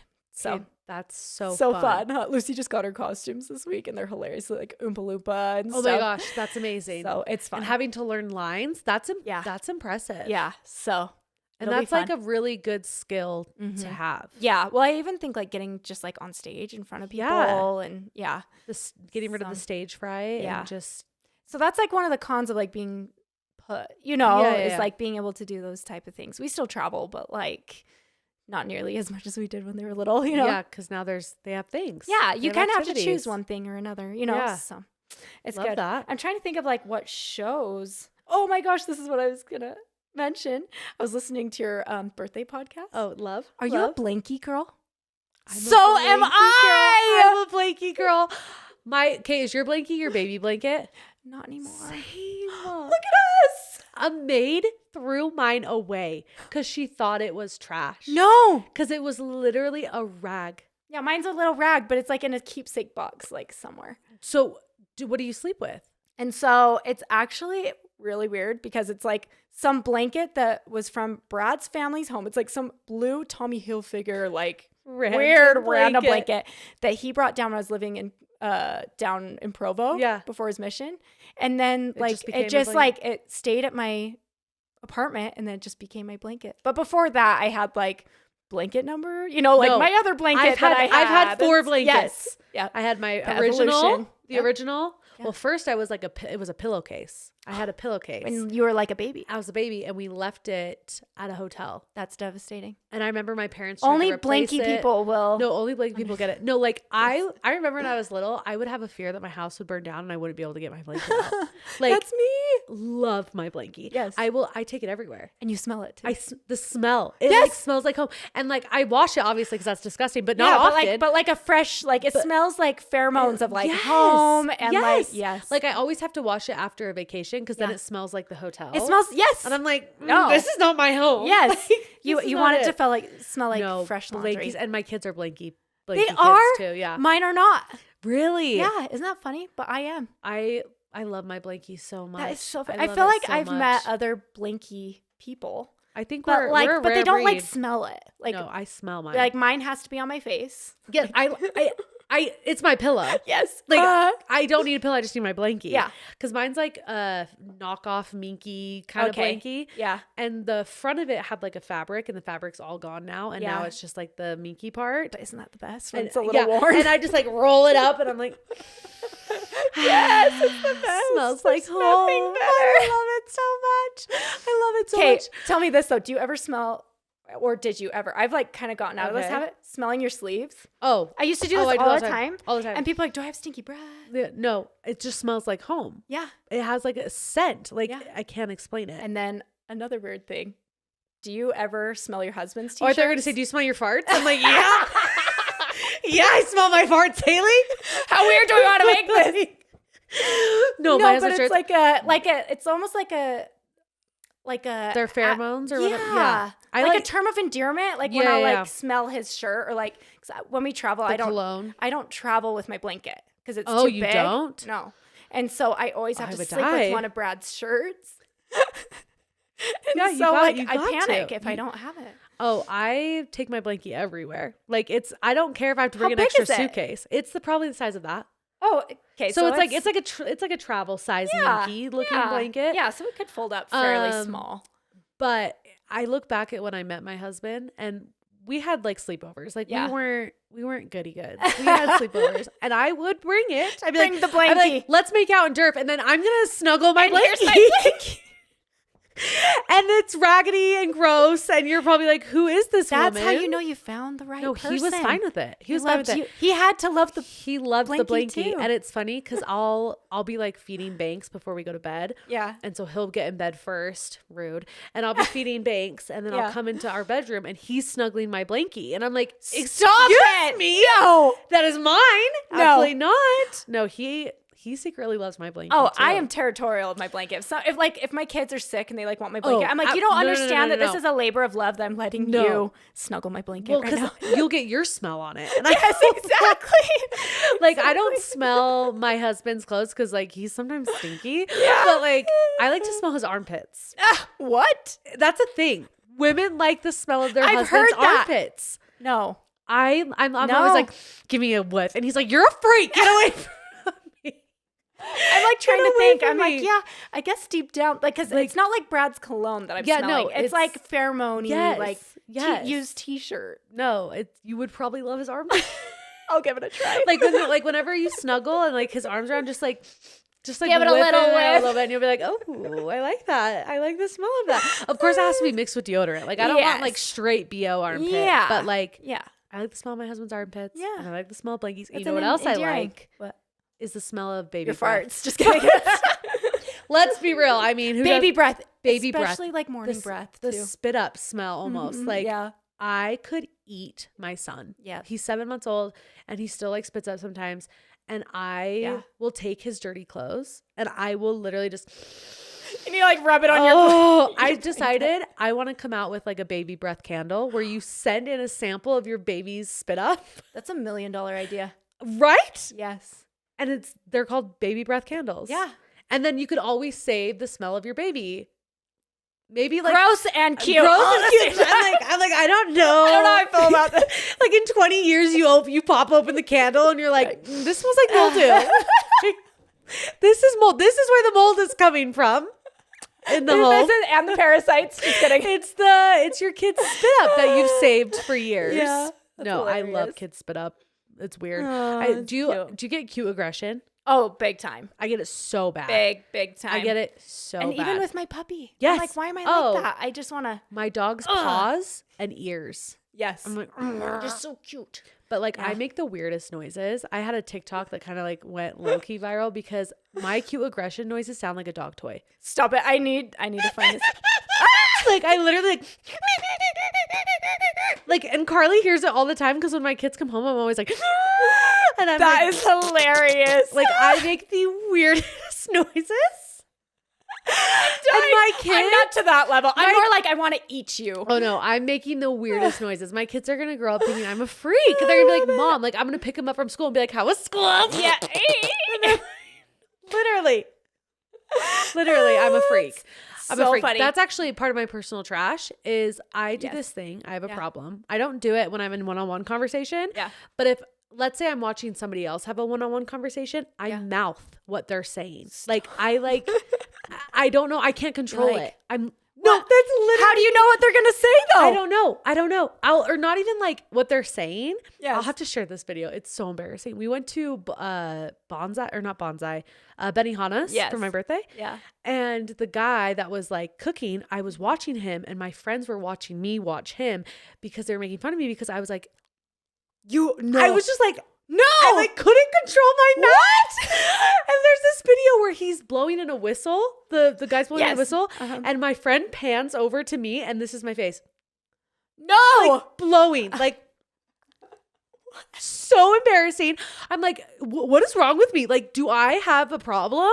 Like, what is going on in my brain? And my friends are like, you've literally done this forever. It's when you're like feeding a baby and you can't help but like have your mouth open. So I understand, but that's hilarious. I do it all the time, and I've always known I've done it. But when I'm with my friends, they like catch on to it because they know I do it. Yeah. So they always film me, Josie. And I'm like, guys, please stop. I look insane. Like I literally look insane.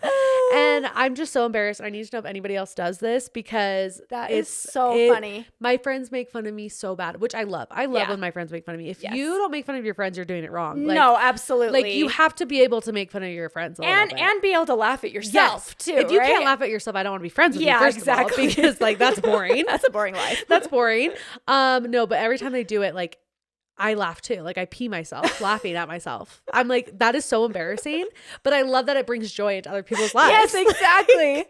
I'm glad I can be a light in your life with me laughing, literally looking insane. Me looking insane. Yeah. No, not looking insane, but like lip syncing people. No, Hailey, I'm going to show you the video. You're going to die. I can't wait. I showed my sister-in-law. She peed herself. Like she was dying. I'm like, this is so embarrassing, but whatever. So that's like my biggest personal trash. Do you watch reality TV? I feel like that's not your vibe. Yes. Like I feel like everyone's talking about the Real Housewives of Salt Lake City. But that's like the only one I don't watch. I watch the Kardashians. Kardashians are good. But Bachelor franchise. I stopped watching Bachelor. You did? After Chris Harrison left. It's kind of, Jesse Palmer's actually really cute. You should give it another shot. I should. But I actually tried watching, was it Charity? Yeah. It was bad. The first 2 episodes I watched, and I'm like, this is the cheesiest, always are, most scripted. But for some reason, and then you end up falling in love with them. And you know, it's copy and paste every season. There's a villain. There's a... They have a formula. They have a formula that needs to be fit. Yes. But no, Real Housewives of Salt Lake City, you need to watch. Okay, now I'm like, because I just listened to your last podcast, and I'm like, I did listen to the spoilers, but I'm like, now I just want to know. No, you need to. Was that on last night? The final? Yes. Okay. The part 1. Did they drag part 1 of the reunion? Whatever this is that everybody's waiting. Okay, that's what's annoying. There's 3 parts in the reunion. Yeah. Part 1 was last night. It's a nothing burger. Like you don't have to freaking watch it. I mean, there's like good, like if you aren't a franchise lover, you don't need to watch it. Yeah. Because there's really no good snippets in there. Yeah. Well, I would start the season from the beginning. Oh, like of this season. Yes. You know. But like they're for sure going to leave all the good stuff for part 3, which is so annoying. They got to get their advertising in. So annoying. But no, you have to watch. And like, you have some of them that live close to you. I know. I think she's my sister's neighbor. Yeah. We've seen like the film crew show up and stuff. Yeah. Cause she lives like, on the lake. They like show her house. It's right on the lake. And in Daybreak. Yeah. But I'm so curious to see what happens after this 3rd part because I had in the works. Are they spacing them out every week? Yes. You have to wait literally 3 a weeks. week. Well, like, yeah, Like I have part to one, wait, part I have two, to wait part 2 three. weeks Yeah. for the final one. Yeah, that's insane. And I like had That's plans, showbiz, baby, and I'm right? like, this is ruining my plans. Like, I need it now. Yes. So that's what I watched last night, and it was again kind of a nothing burger, but Yeah, like but any still little entertainment. juice I can get, I'm Yeah. like, give it to me. Yeah. Give it to me. Yes. But you watch Kardashians, which is not Yes. on anymore. No. Well, Well, the season it just it ended. Yeah. And then But I love them. Bachelor. I'm trying to think. Yeah, and it ended too. So they're starting a new season. Is it a His bachelor or name's bachelorette? Bachelor. Which Bachelor? I like when it's a bachelor better than bachelorette. I think it's fun, like the cattiness of all the girls. I know it's more entertaining. It's better TV. Yes. Women are better TV. Yeah. We just unlike are. the guys, I feel like in the last few seasons they all just end up being like buddies and Well, like they're all kind of like douchebags. yeah, it's like Like- this is dumb. I don't like you. Where I mean the girls are all kind of whatever anyway, but Some of them can be a little mean girly and it's fun. losery. But yeah, the guy who's gonna be the bachelor is actually like so cute. So I'm that excited. always helps when they're hot. Yeah. Like if He's I'm cute. attracted to you, this Yeah. could be a good season. Yeah. It's gonna be a good season. He's more so like a boy next door. Okay. Type. I Is would it- say he's like hot. What's his name? His name's Joey. Joey. He's like a cutie. Like Okay. he's cute. Okay. Like he's someone you'd want your little sister to marry. Okay. Okay. Like that vibe. Speaking of, I do need my little sister to marry somebody. So if anybody has a brother ages 23 to 27, Leave us a comment. Leave us a What's comment. what is she into? she's tall. So they need to be tall. Okay. She's 5'8", 5'9". Oh wow, yeah, that's 5'8", tall. 5'9". She's not an outdoorsy girl. So if you like hiking, I wish maybe I not had like her. a cousin or something. Yeah, like any Norwegian family members No. that we can think Oh, of. actually, Send her to Norway. cousin, Anna's little brother. Okay, freak. We need to make this happen. Is he tall though? Yeah, really He tall. is? Okay. Okay. And he's freaking cute. We'll get this set up. Yes. But no, I've been trying to like recruit people for her and like, cause she's like, I don't like Tinder. I don't like those. Well, that's the websites." dating But life I'm like, now. that's I'm how you like- have to meet. Yeah. Like in her head, she thinks she's going to like be at the grocery store and like accidentally bump into her future husband. I'm like, that's not. doesn't work that It's way. not a Hallmark movie. No, Okay. No. I met my husband on Tinder. No shame. Tinder You works. did? I did. Oh my gosh, it's crazy how much things change. You're 5 years younger than me, right? Yeah. Yeah, and so I'm like, that's nuts. Yeah, How much it Tinder changed. Tinder was not even a thing. Yeah, when you were No, trying when to we were get dating. boyfriends, No, it was like more of the single ward Yeah. or like that definitely kind of did stuff. all that. Yeah. But I was a slut, Haley, and I literally got Tinder just to hook up with people. I wasn't trying to find a husband. Wasn't that like That's what Tinder was for though? But it was like Mormon Kinda. hookup, so it was like make out. I would like, Yeah. I would like, whenever I say hookup, people probably think I'm like that's saying sex. Like, no, I mean I did sometimes, but like mostly make out. And I sent the same message to every person I matched, and I said, Stop "You it. get your friends, and I'll get my friends, and we'll all make out." That's literally what I said. How many times did that actually happen? Once, and it was my husband. Stop it. He messaged back. No, this is so my husband. He messaged back and he said, "That sounds really fun, but I'm tired," which is so my husband. He goes to bed at like 7:00. His roommate, who was Yeah. actually his mission companion, was like, "No, I want to make out with the friends, so like invite them over." And it ended up we went over, and only me and him ended up talking and hanging out. Did you make out? We did make out, but it was technically the day after because I met up with him at 10 p.m. We didn't make out till like 3 a.m. So like it had been a day. Yeah. it had been a day. And And then we got few married. hours. We got married. Yeah. You know, at the 1 year anniversary of us meeting, we got married. Utah, baby. So Utah. So Utah. But dude, when you know, you know. It worked out. I didn't know. I just you was, didn't? You I just was- went for it? It wasn't Full a send. Yeah, it was. I'm nothing if I'm not a wife. So That's awful. that was the mindset I had. That is And I awful. got really lucky. Well, I'm glad and you I lucked married- out. I Yeah. really did. Because some girls don't. No, and they then they don't. get divorced at 23. Yep.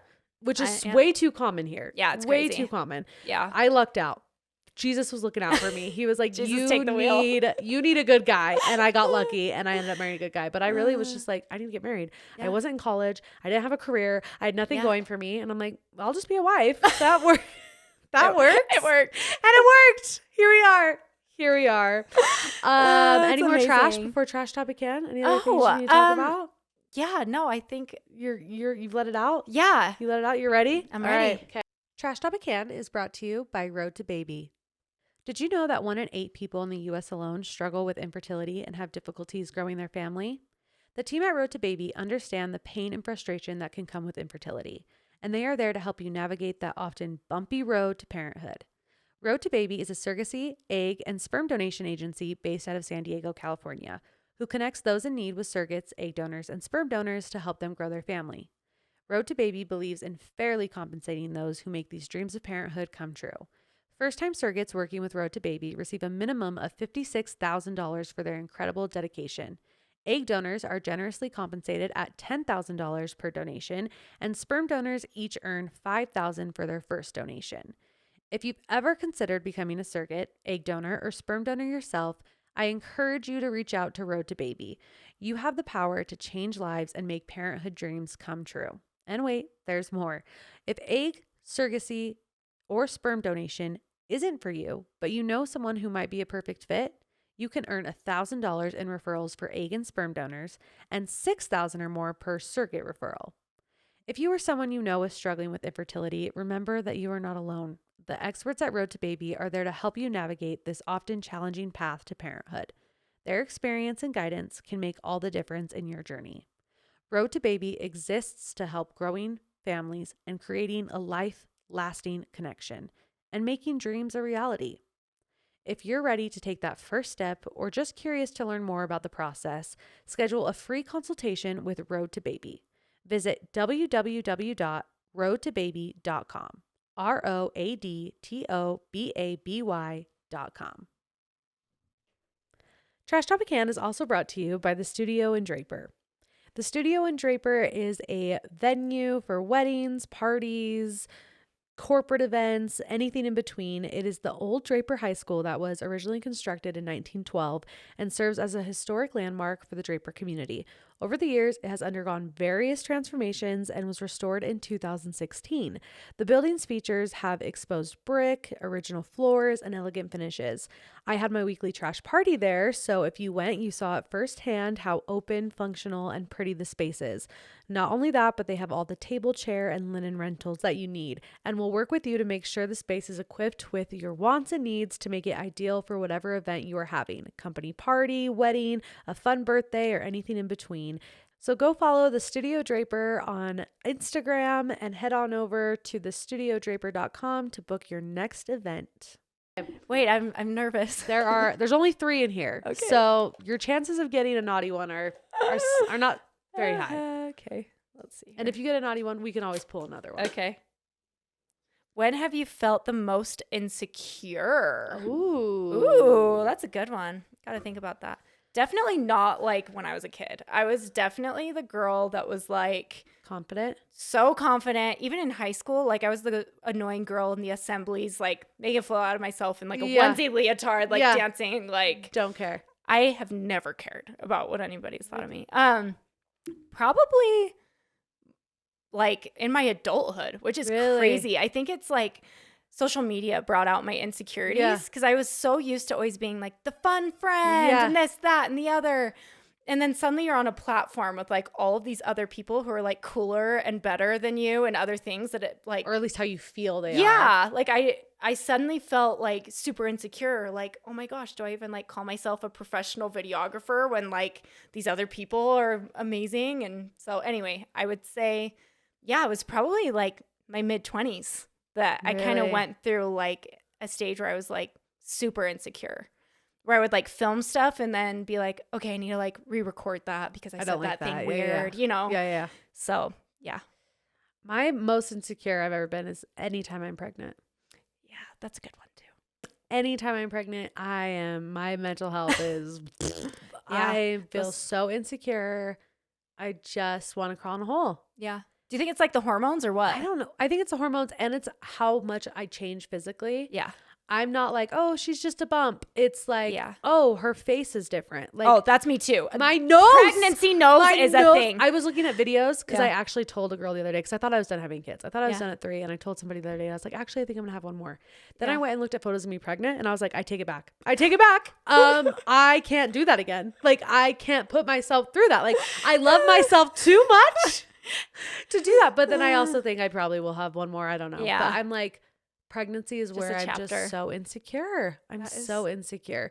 And it's like also with podcasting pregnant, now that I video, it's like having to like sit next to somebody and they're normal and I'm pregnant. Yes, totally. You're like, here I am. And I'm like, I gotta pee so bad. Oh, let me get up again. And you just feel so gross.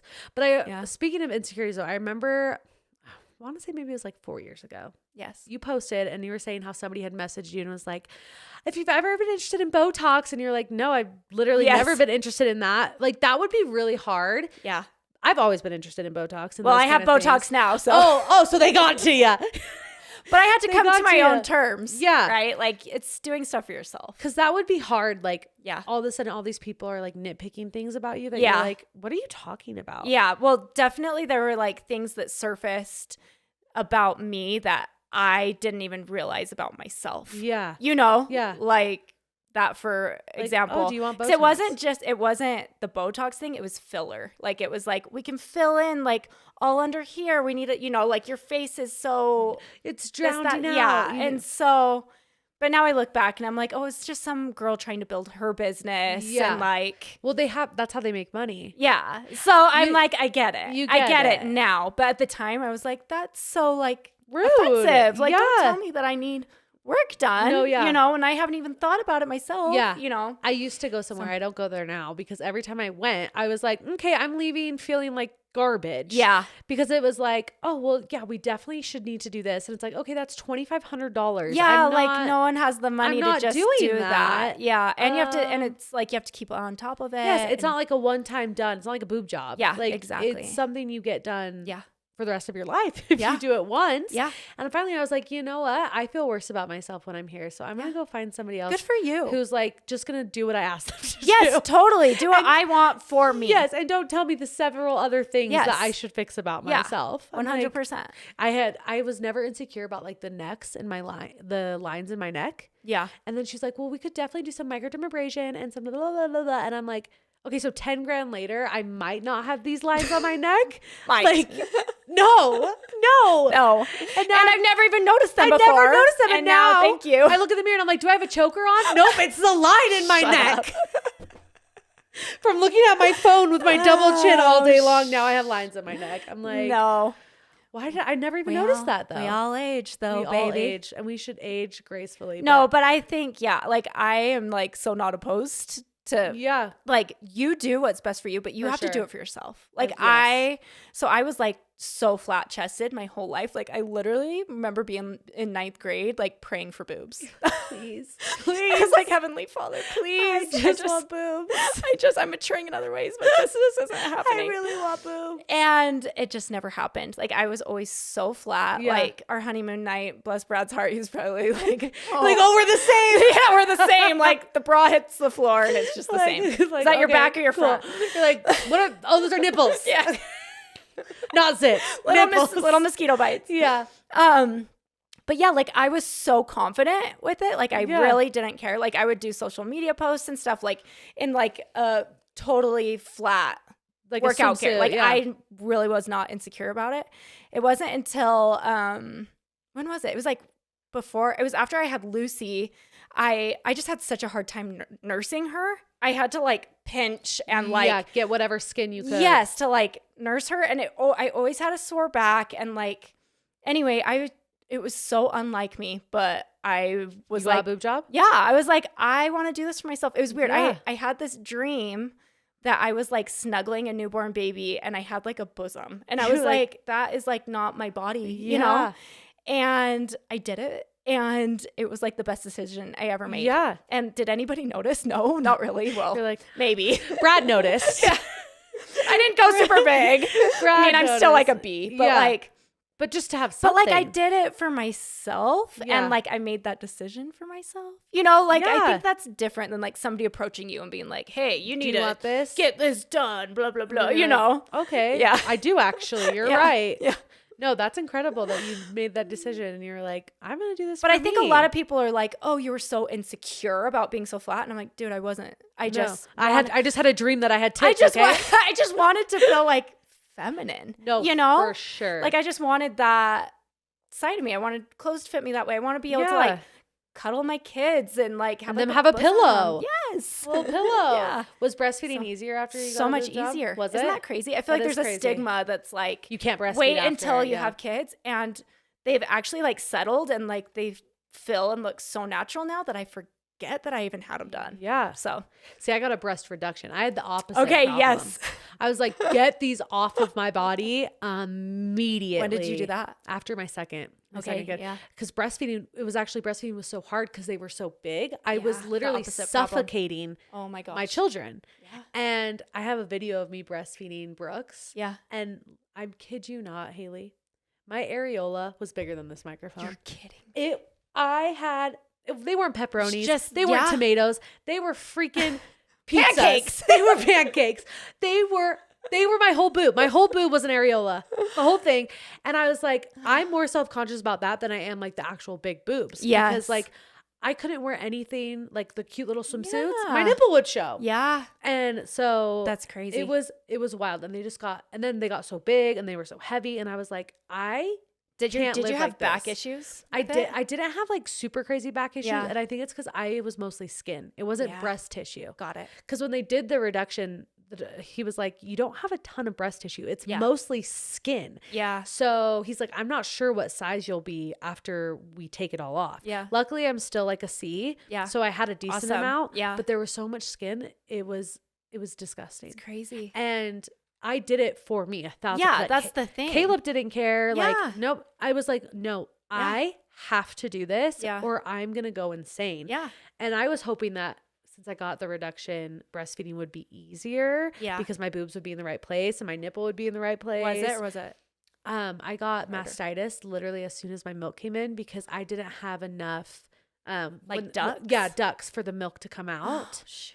And I was like, you know what? I'm not going to like go through pain. No for way. This. Yeah. So I breastfed Banks for about approximately 48 hours. Yeah. And now I need another breast left because literally for 48 hours I hope he enjoyed that 48 hours. The colostrum. I hope he enjoyed the colostrum that he got because that was it. And now my titties hang down low again.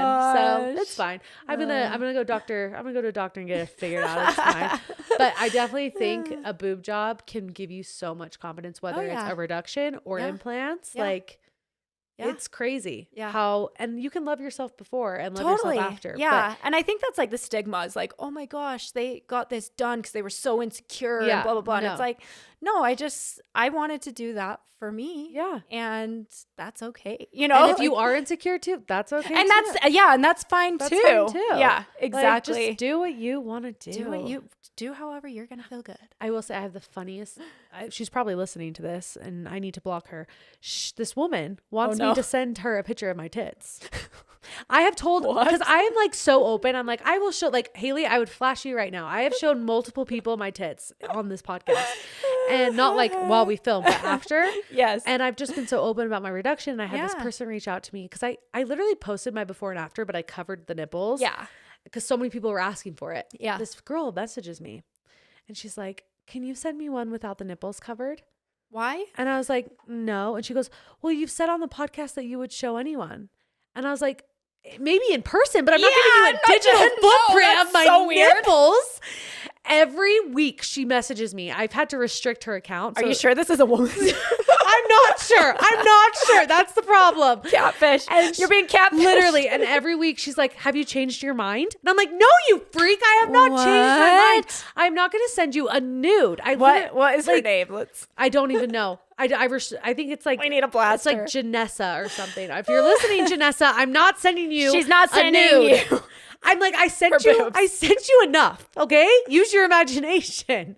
I'm not going to send you a full on nude for you to put on Reddit. Like, I'm not doing that. No. So, but in person, Janessa, sure. But I'm not sending you a picture of my freaking pancake nipple. Yeah. Okay. Not happening. Pancakes. Well, Hailey, pancakes forever. Thank you so much for coming on Weekly Trash. This was so much fun. I'm so glad I got to meet you in real life. I know. And likewise. Get to take out trash with you. You're the best. It was so fun. Thanks for having me. Have the best weekend, you guys. Enjoy you'll hear this on Thursday. Enjoy your Thursday. Enjoy your weekend. And don't forget to take out your trash. Bye.